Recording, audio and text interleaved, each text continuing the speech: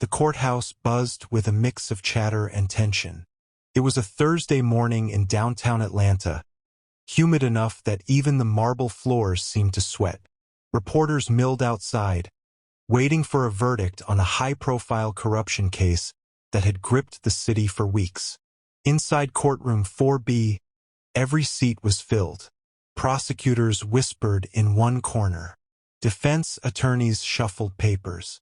And sitting quietly at the back, dressed in a dark gray suit that looked slightly worn at the cuffs, was Nathaniel Brooks, a man few had noticed walk in.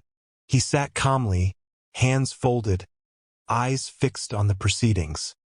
His expression was unreadable, though his presence carried a strange gravity, the kind that made people glance twice without knowing why. The bailiff called for order as the presiding judge, Judge Carol Winters, entered. She was a formidable woman. Sharp, commanding, and notoriously impatient with courtroom disruptions. On the witness stand sat Sergeant Donna Hayes, a veteran officer giving testimony in defense of her partner, accused of excessive force during an arrest. The case had polarized the community. A young black teen injured, an officer claiming self-defense. The courtroom air was thick with judgment, sides drawn, tempers barely restrained. Just as Judge Winters called for a short recess, a sharp voice cut through the silence. "Your Honor, I need to speak." Every head turned. It was Nathaniel Brooks. The bailiff immediately stiffened. Judge Winters frowned. "Sir, this is not an open floor. Who are you?" "I'm here because an injustice is about to happen," Nathaniel said calmly. "And it involves that officer." The tension snapped like a wire.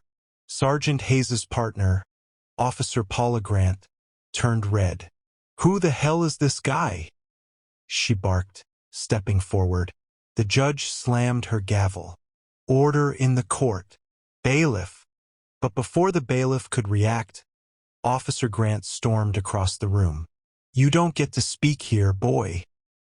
She spat, her voice echoing. The next moment happened too fast. She slapped him. The sound cracked through the room like lightning. Gasps erupted. The courtroom froze. Nathaniel didn't move. He didn't even blink. Slowly, he raised his head and looked her straight in the eyes. Calm, unreadable, but now with a flicker of something sharper. Judge Winters was on her feet. "Officer Grant, you are out of line." Grant, breathing heavily, pointed at Nathaniel. "You don't understand. People like him come here to stir trouble. He's not supposed to be." "Enough," the judge barked. "Bailiff, remove her from the courtroom." The bailiff hesitated, torn between rank and authority. Officer Grant's badge gleamed under the fluorescent light, her chest rising with anger. And Nathaniel Brooks just sat there, straightening his suit, eyes cold.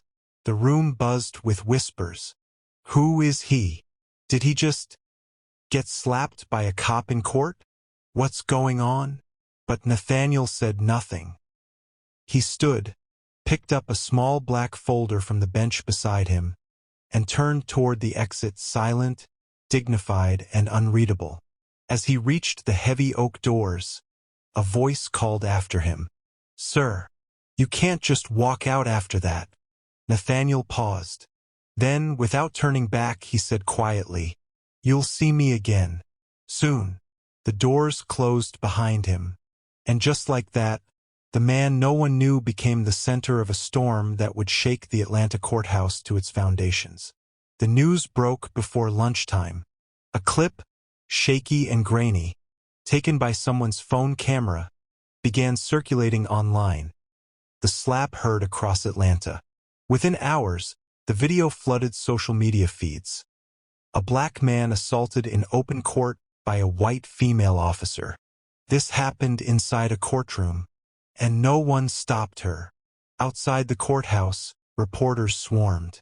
Inside, the Fulton County Police Department scrambled to contain the fallout.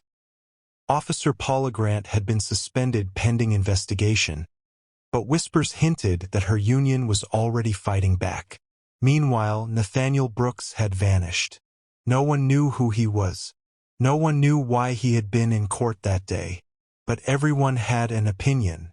Some called him a provocateur, others a victim of racial profiling. Conspiracy theories bloomed like wildfire. Detective Angela Perez, a mid-30s Latina officer known for her sharp instincts, was assigned to dig into the incident. She watched the video frame by frame, her pen tapping against the desk. "Whoever this man is," she muttered. "He's not ordinary."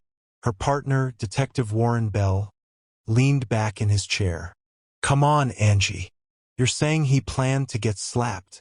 "No, I'm saying he knew something. Look at the way he stayed calm.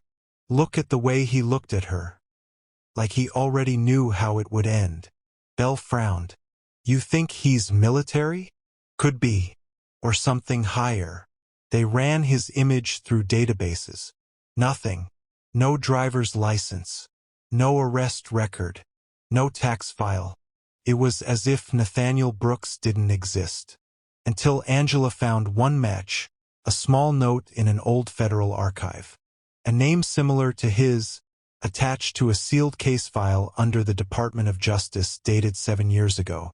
She leaned forward, her pulse quickening. "Warren. He's not just some random guy."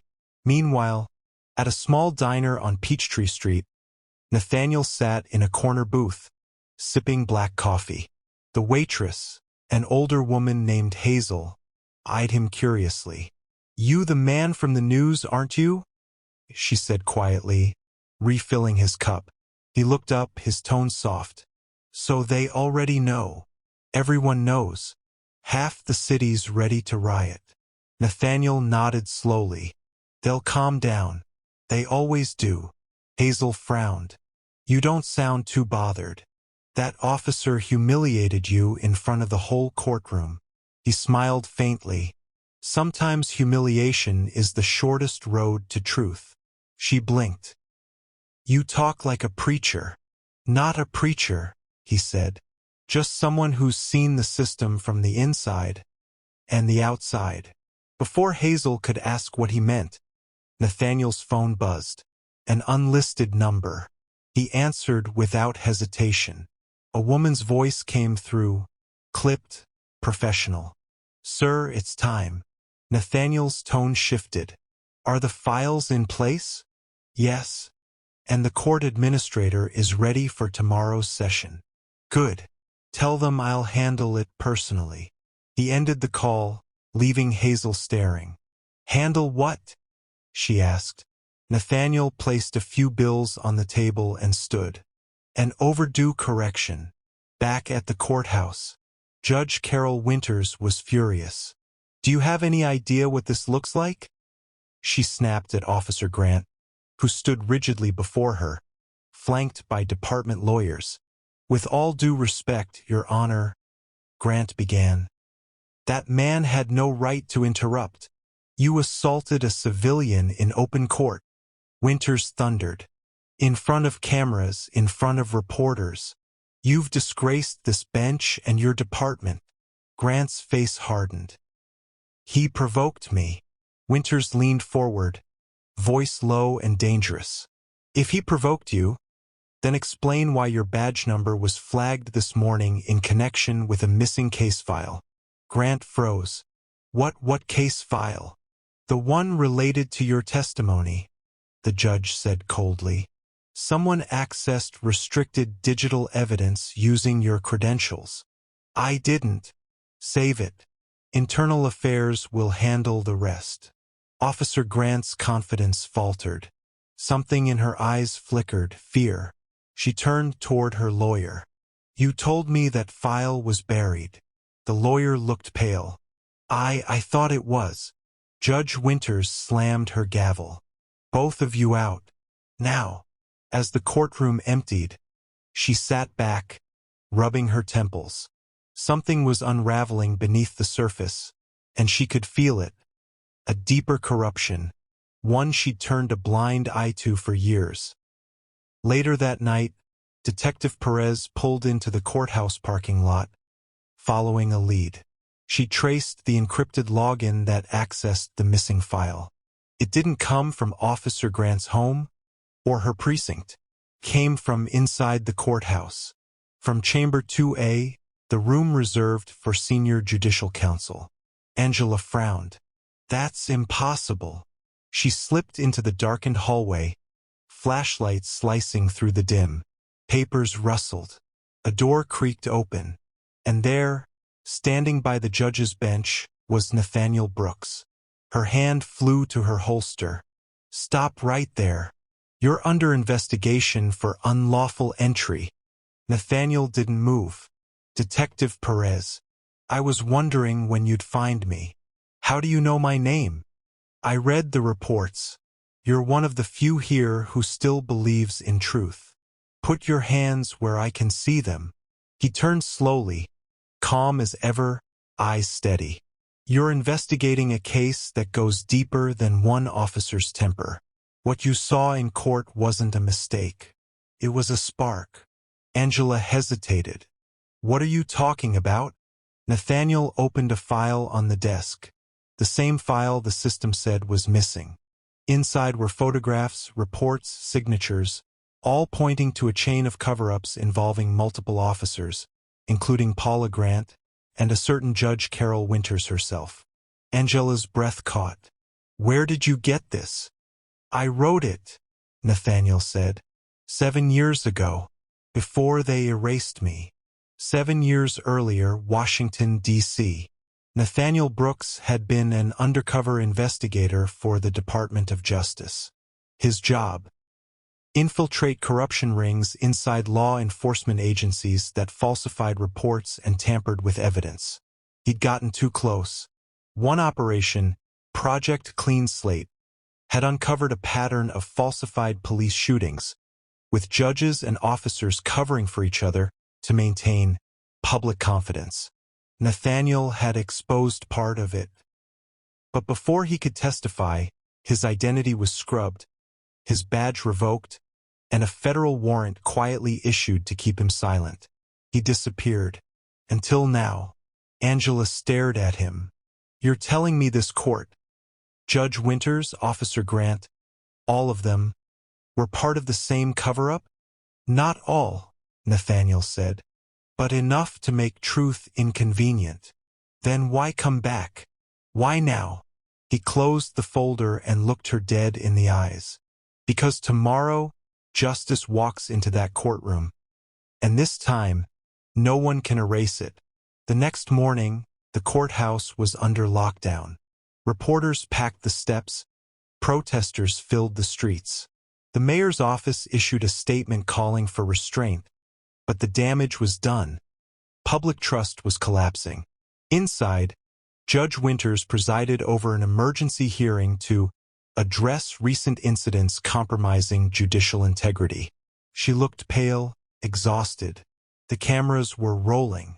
When the court clerk called the first speaker, the doors swung open. Nathaniel Brooks walked in, this time flanked by U.S. Marshals. Gasps rippled through the audience. The bailiff announced, presenting, acting federal counsel, Nathaniel Brooks, Department of Justice Oversight Division. Judge Winters's face drained of color.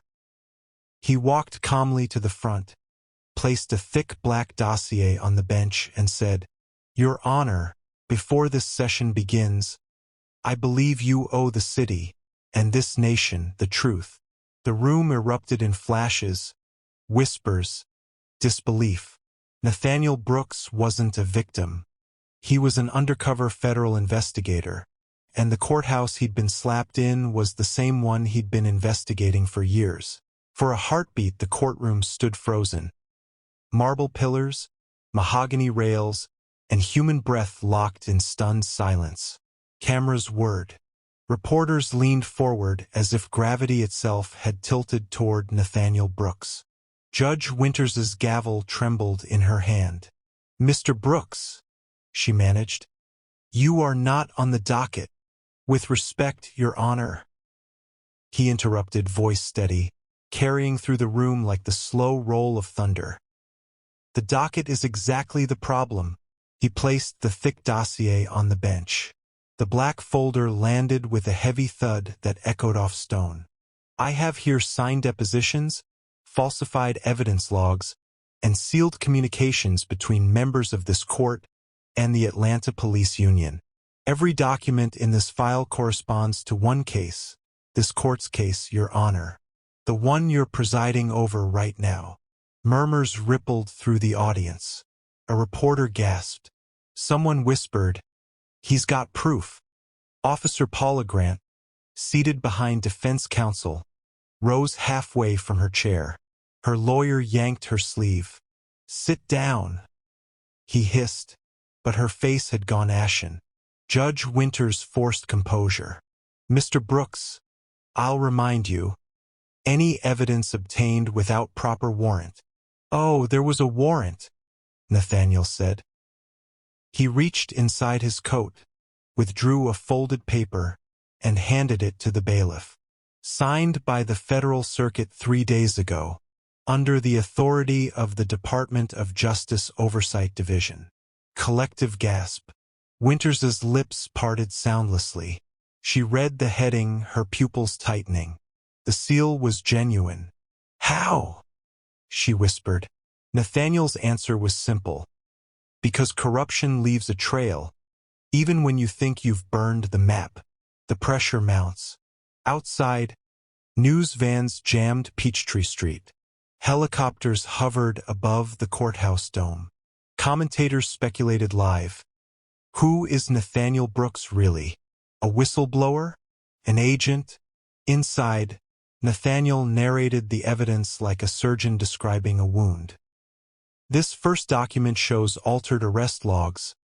Officer Grant listed suspects who were never processed, their names later used for internal training payouts. Each falsified entry netted the precinct thousands in federal reimbursement. Gasps. Pens scribbled. He flipped another page. Here's the transfer that followed. Judge Carol Winters signed expedited clearances for those same cases, declaring them closed due to lack of evidence. The evidence that never existed. Winters's gavel slammed. That is enough. But the sound was hollow now. Nathaniel's gaze didn't waver. You can shout, Your Honor, but the truth doesn't answer to you anymore. Angela Perez watches. From the gallery, Detective Angela Perez observed silently, pulse hammering. The man she'd nearly arrested 2 nights ago was now dismantling the entire courthouse hierarchy. She whispered to her partner, "He's not bluffing," Warren Bell muttered. "If half of this is true, the DOJ just took over the whole Fulton system." But Angela wasn't watching the files. She was watching faces. Paula Grant's fingers twitched under the table. The defense attorney's eyes darted toward the side exit every few seconds. And behind the camera crews, a tall woman in a navy suit, unknown, confident, slipped quietly through a restricted door. Angela frowned. Something about that movement prickled her instincts. She rose from her seat. "Where are you going?" Warren whispered. "To stop this from turning into something worse. The underground wire." Nathaniel paused mid-presentation, noticing the subtle flicker of the courtroom lights. A faint hum vibrated through the floor, an electrical surge.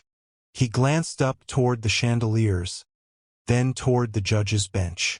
Someone was jamming the broadcast feed. He closed the folder.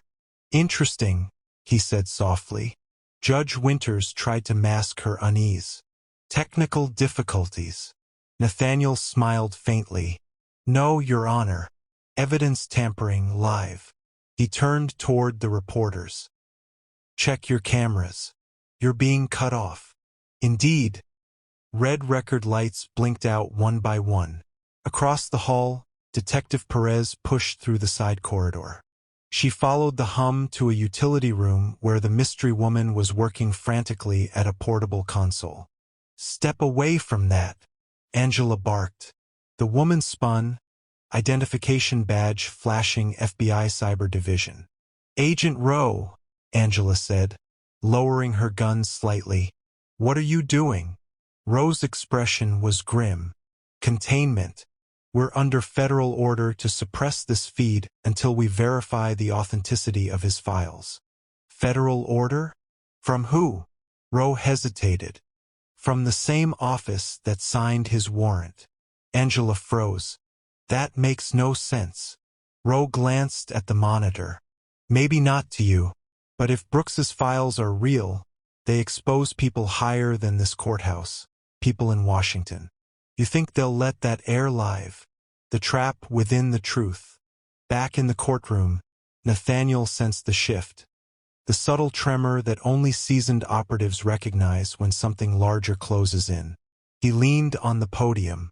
"Before we proceed, I'd like to call a witness." Judge Winters's voice cracked. "This isn't your trial, Mr. Brooks." "Exactly," he said. "It's yours." The rear doors opened. Two marshals escorted a woman in civilian clothes, nervous, clutching a purse to her chest. It was Dana Holloway, a former court clerk who'd vanished 2 years earlier after filing a harassment complaint against the district office. Reporters whispered, "She's alive?" Nathaniel nodded to her reassuringly.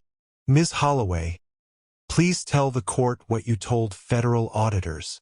Her voice trembled but strengthened with each word. "They made me falsify docket entries. I changed dates, swapped evidence tags, deleted camera footage from body cams. When I refused, my car was vandalized, and the judge's clerk told me to take a vacation. I never came back." She pointed at Judge Winters. "She knew." The judge slammed her palm on the bench. "That's a lie." "Is it?" Nathaniel asked softly. "Because this flash drive says otherwise." He held up a small silver device. "Encrypted backups, recorded automatically by the courthouse's own system. Every deletion left a ghost copy. Every ghost copy led back here." He turned toward the press. "And before anyone tries cutting another feed, these files have already been uploaded to an external server. Public access will trigger in 1 hour unless I enter the cancel code." Shock waves spread like ripples through the courtroom. Even Angela, re-entering from the side corridor, whispered, "He planned the whole thing." Judge Winters stood. "Mr. Brooks, you are in contempt." "I'm in control," he corrected quietly. "For the first time in 7 years." Her mask cracked. Fury flared. "You think you can blackmail this court?" "I think," Nathaniel said, "I can finish what your oath abandoned." Then the doors at the rear burst open again. 6 federal agents swarming in, weapons drawn. "Department of Justice, step away from the bench." Reporters screamed. Officers ducked. The marshals hesitated, unsure whose orders to follow. Angela moved between them. "Hold your fire." The lead agent barked, "Brooks, you're coming with us. Now." Nathaniel raised his hands slowly. "Which division?" "Internal Security." He smiled thinly. "There is no Internal Security Division." The agent's expression flickered, caught. Angela saw it too.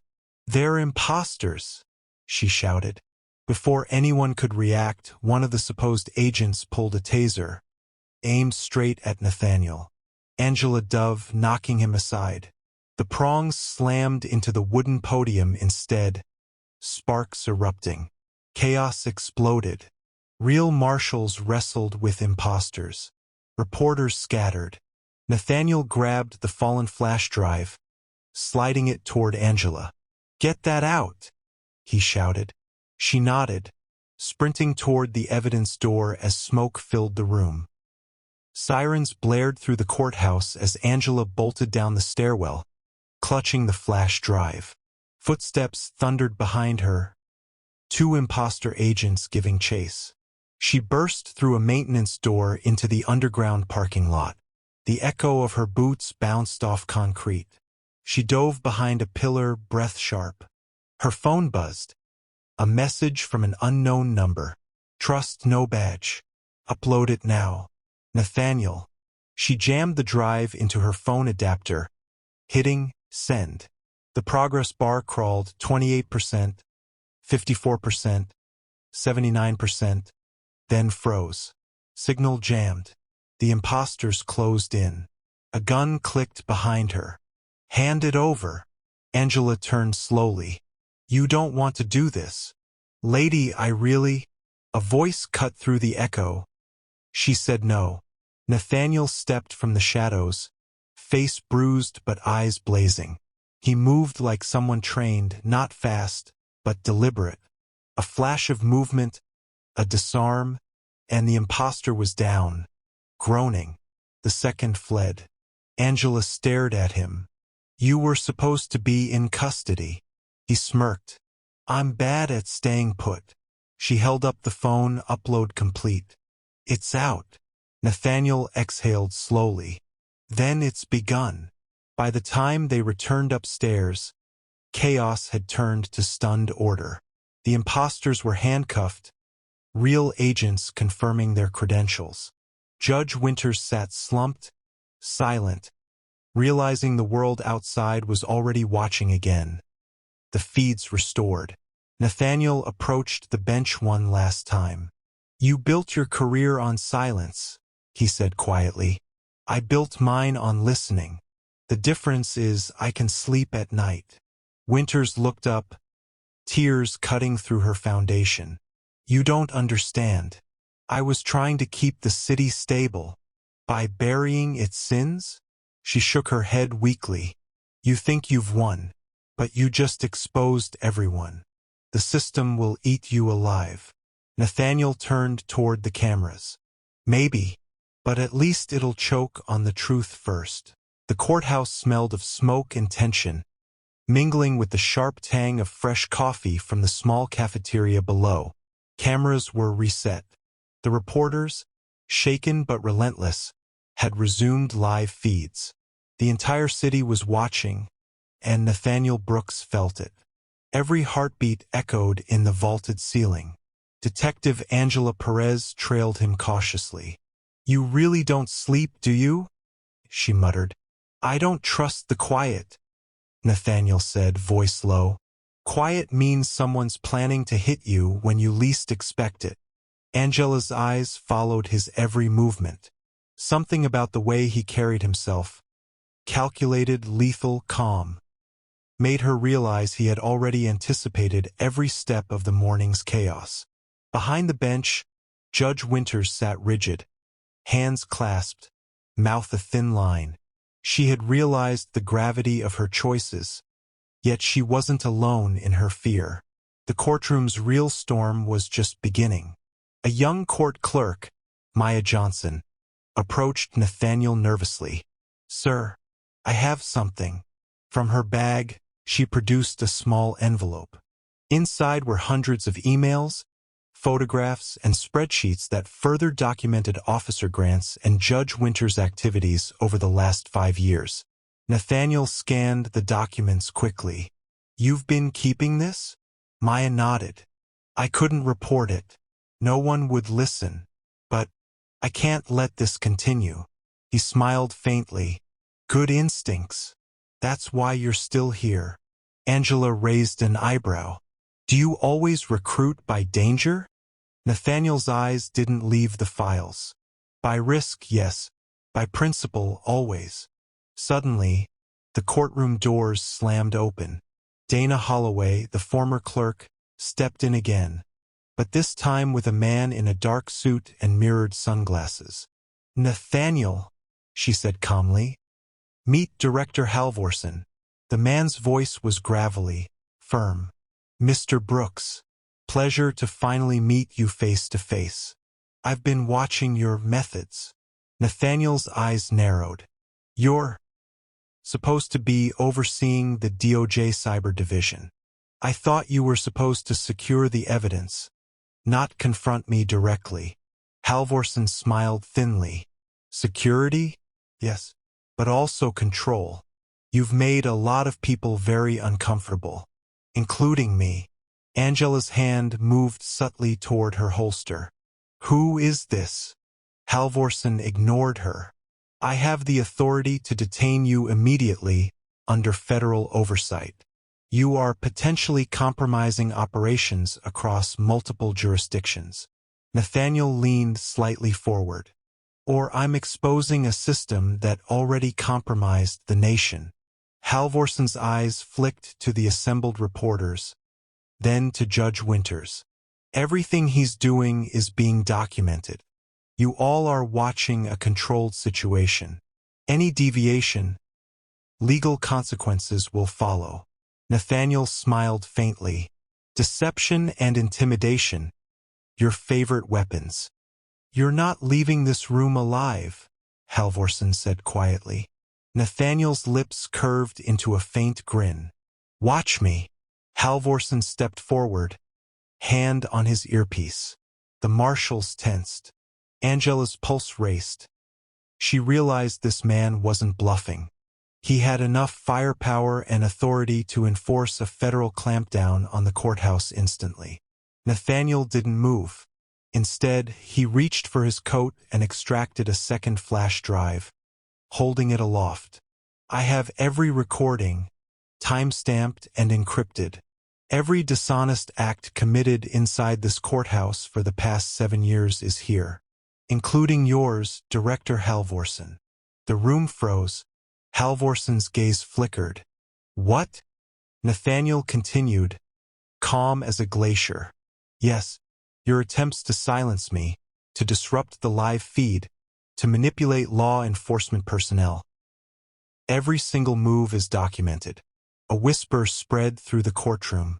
Even Judge Winters' composed demeanor faltered. You think I won't go public? Halvorsen hissed. I know you don't have the leverage, Nathaniel said, because the public is already watching. And because Angela Perez is smart enough to upload this evidence in real time. Angela's phone vibrated discreetly in her pocket. The live feed was back online. Every second, every gesture, every word now transmitted to the world. Halvorsen's jaw clenched. This isn't over. Nathaniel smirked. It's over the moment truth finds its stage. At that moment, alarms blared throughout the courthouse. Red lights flashed. The entire building went into lockdown. An emergency drill, supposedly, but Nathaniel recognized the real pattern. Someone had attempted to trigger an override in the electrical system, intending to trap them in the building and seize the flash drives. Angela grabbed Nathaniel's arm. We have to move. They sprinted toward the rear stairwell. The reporters were blocked by barricades, officers yelling for order. Halvorsen's men tried to intercept, but Nathaniel's movements were precise, anticipating every angle. Split up, Nathaniel ordered.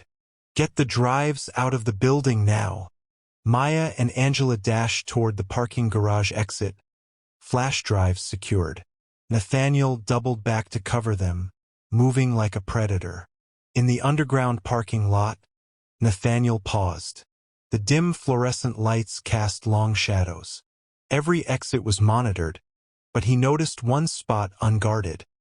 A service elevator leading to the loading docks. Before he could move, Halvorsen appeared behind him, gun raised.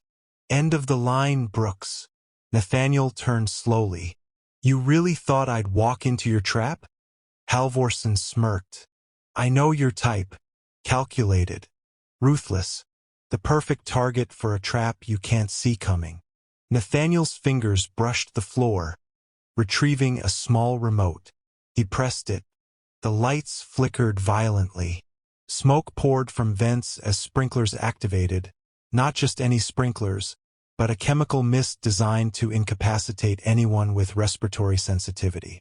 Halvorsen coughed, eyes watering. Nathaniel moved in a blur, striking the gun away, pressing Halvorsen against the wall. You've underestimated everyone here, including yourself. Meanwhile, Angela uploaded all encrypted footage to multiple secure servers. By the time Halvorsen regained his bearings, the entire world knew about the corruption inside the courthouse. Social media exploded. Hashtags, news alerts, trending stories. Hashtag courtroom exposed flooded the news feeds. The courthouse's reputation shattered in hours. Officers, judges, and officials implicated in wrongdoing were immediately suspended or placed under investigation. Nathaniel stepped back, breathing hard, watching the chaos unfold. "Justice isn't about revenge," he said to Angela. "It's about letting the system know it can't hide its sins anymore." Angela nodded. "You just burned them all." "Not burned," Nathaniel corrected. "Exposed. And that's worse." By evening, Atlanta's City Council convened an emergency session. New oversight committees were established.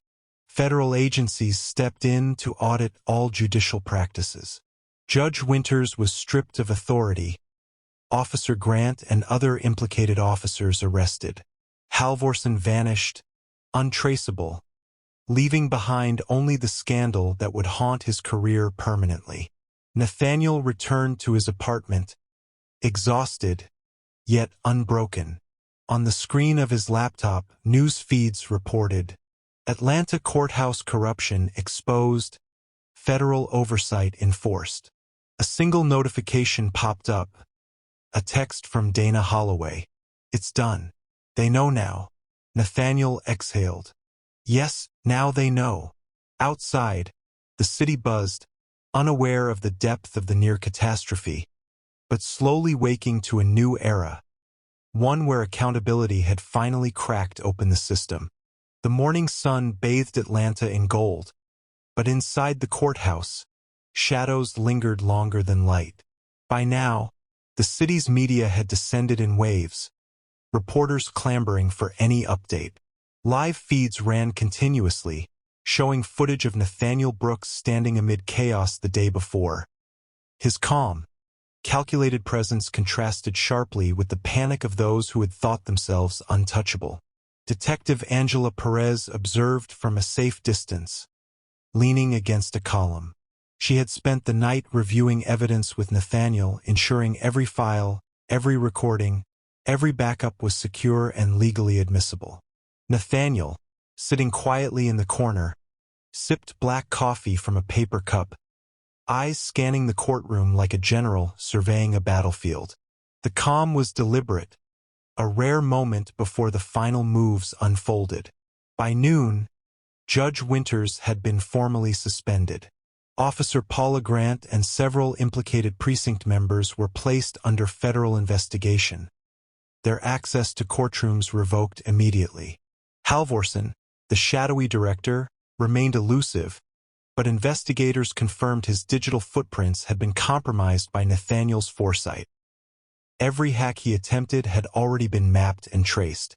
In the press room, headlines scrolled endlessly. Atlanta courthouse corruption exposed. Federal oversight imposed after high-profile whistleblower intervention.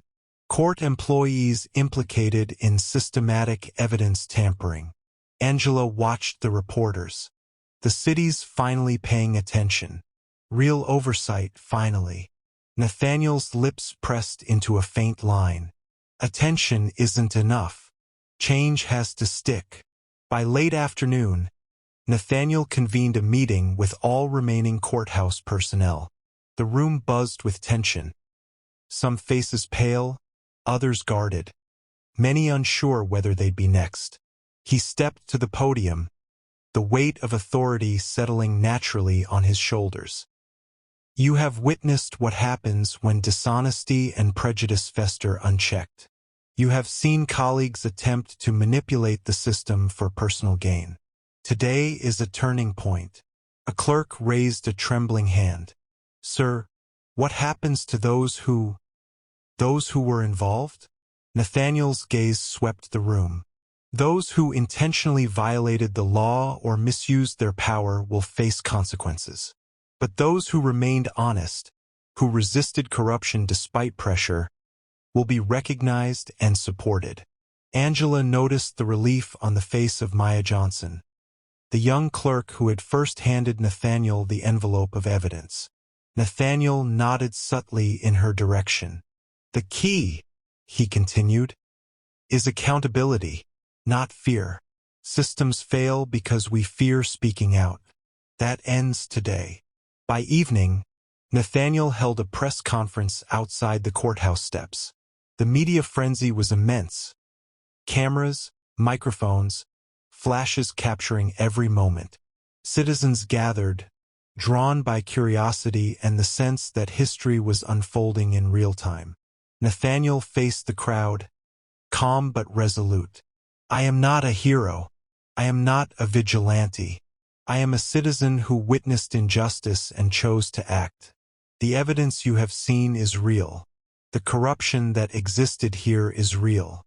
But it stops now. Federal oversight is underway. Investigations have begun, and those responsible will answer for their actions." A reporter shouted, "Nathaniel, what about Halvorsen?" He paused, gaze steady. "Some truths are bigger than individuals. Justice will follow even if it takes time. The important part is that we are no longer silent." The crowd erupted in applause. Angela, standing just behind the podium, allowed herself a faint smile. Nathaniel's work was far from done, but the system had shifted, just enough for accountability to take root. After the press conference, Nathaniel returned to his modest office, a stark contrast to the grand courthouse steps he had just addressed. Angela followed, shutting the door behind her. "You could have taken this national," she said, gesturing to the flashes and cameras outside. "Why not?" Nathaniel leaned back in his chair. "Because change isn't about spectacle. It's about infrastructure. The court, the DOJ, the system, it's fragile. One headline, one viral moment, and people react emotionally, but nothing structurally changes." Angela frowned. "So what now?" He smiled faintly. "Oversight committees, mandatory auditing, whistleblower protections, internal transparency measures. These are the foundations. If I want this to last, it can't be a show. It must be systemic." She nodded slowly. "And the people who tried to stop you? Consequences," Nathaniel said simply. "Legally enforced. Professionally ruined if necessary. But revenge isn't the goal. Survival of justice is." 6 months later, the courthouse had transformed.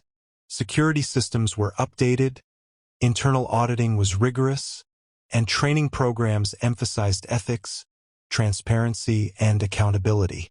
Maya Johnson had been promoted to lead the new oversight division, recognized for her courage in coming forward. Detective Angela Perez had been appointed liaison between the courthouse and the DOJ, ensuring any future whistleblowers would have immediate, protected channels. Nathaniel Brooks remained in the shadows, his presence known but not publicly heralded.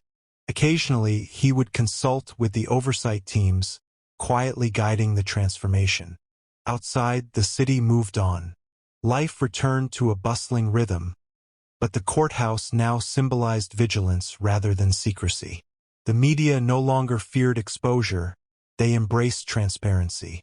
Even Halvorsen's attempts to manipulate the system from afar had failed.